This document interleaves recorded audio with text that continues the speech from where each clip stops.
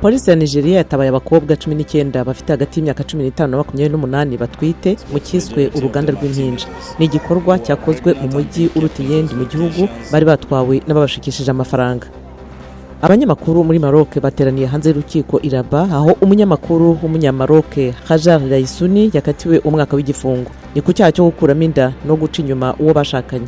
Kubaka urugomero rwa miliyari 4 z'amadolari muri Ethiopia rwagati kugira ngo ruzabe hari rwo runini rutanga ingufu z'amashanyarazi muri Afrika byasubitsweho imyaka 5.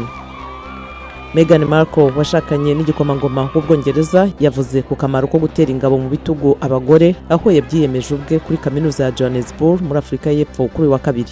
Naho muri Botswana inyamaswa zirarwanira amazi mu gihe ahitwa Okavango Delta harimo guhura n'ingaruka z'amapfa.